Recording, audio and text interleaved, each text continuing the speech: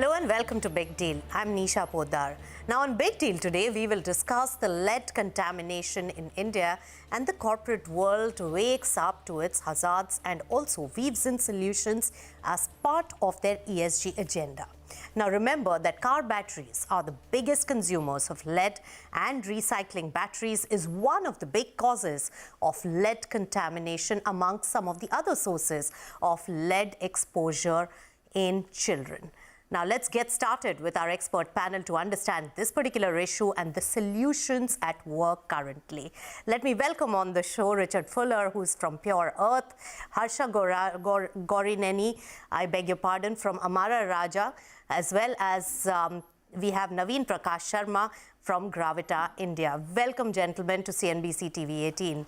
Now, Richard, let me begin with you because Pure Earth has done a lot of study across the globe on the lead emission and even helped countries find solutions. What's the magnitude of lead contamination problem in India? The level is really extraordinary in India. And I think it's extraordinary for a couple of reasons. One is we thought we'd gotten rid of lead when we took it out of gasoline in 2000, but now we're finding it's here from car batteries, from contaminated spices, from cookware, and in paint as well. So it's like this thing has come back, but the impact, I think, is really extraordinary.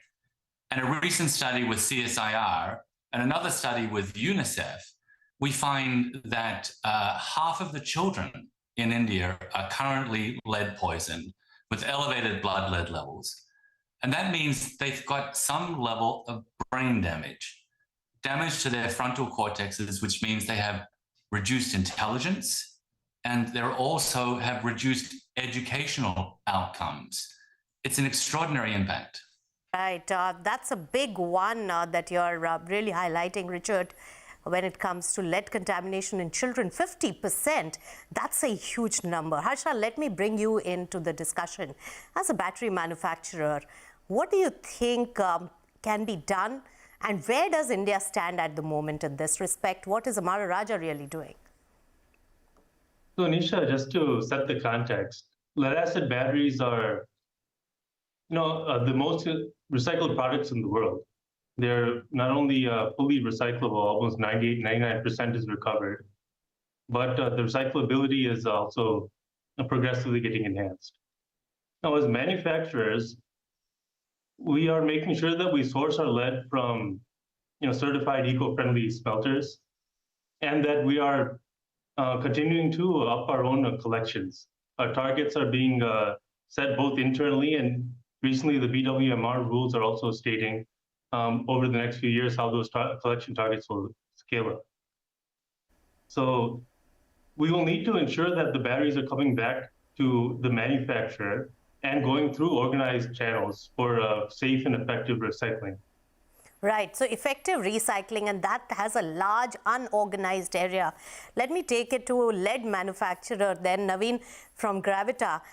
What do you think is being done at the moment, and how big is the unorganized sector where unsafe recycling of batteries is really taking place?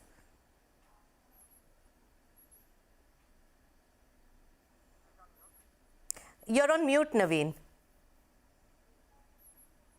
The battery which are collected from the post-consumer are not getting recycled through formal recyclers, while the battery which are coming from the institutional or industry, they are coming to formal recycling. So as of now, the estimate is that almost 50% recycling in the country is happening either in informal recycling or not with eco-friendly recycling, we can say. Right. So, Naveen, what is the impact on the business if we have to take the cost of compliance to safety standards? And are there standards already put in place by our government? Yes. See, the compliance starts from the beginning, where as a consumer, we return our old battery to the dealer. So these dealers are placed at millions of places across the country, and these batteries are being drained there itself.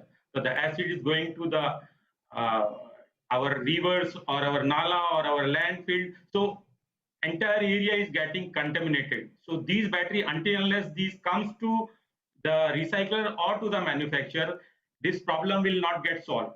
To overcome this, Ministry of Environment and Forest has already framed certain regulations which were known as BMHR 2001.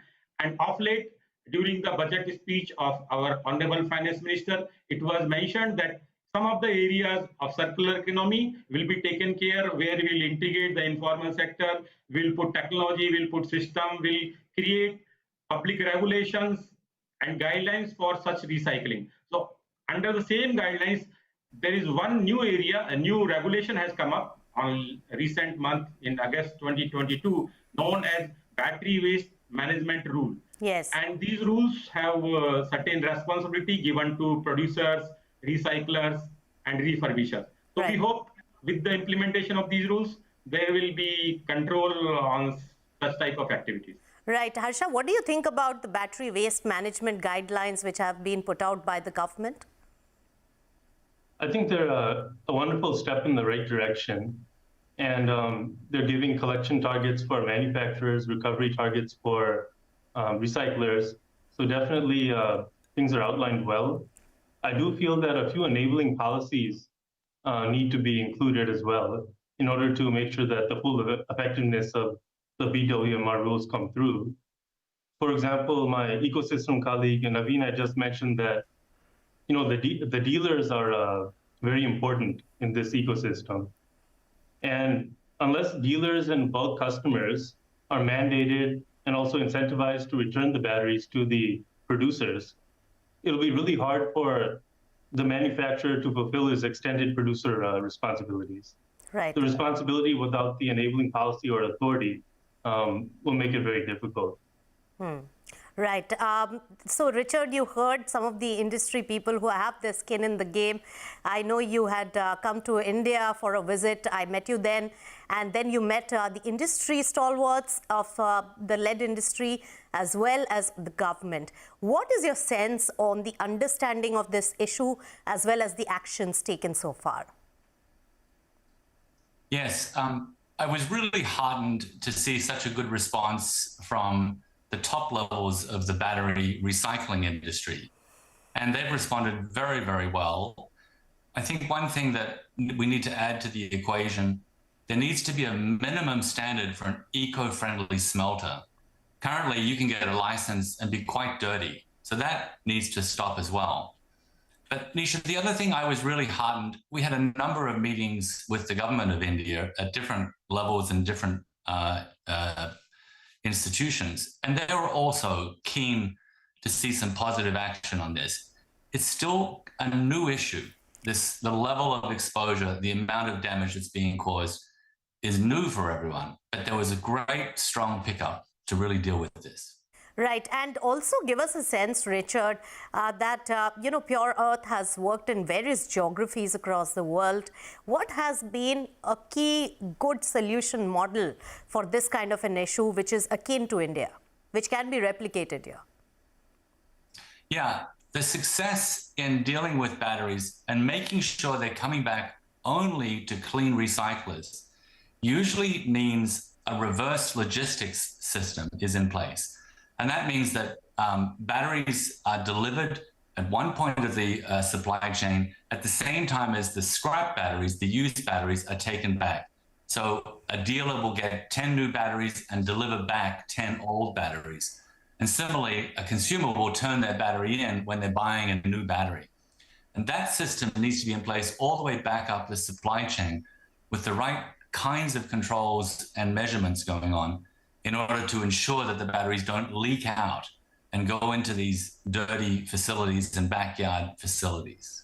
Right. So Lifeline is also funding who will pay and whether it really makes business economics when it comes to the recycling of battery at a much higher standards of safety, and that needs to be standardized as well.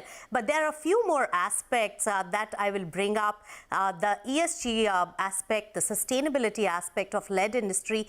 Who should take the responsibility and burden of safe recycling, and then who's going to fund the cost? We'll talk about all of that when we return on Big Deal right after this short break. Stay tuned.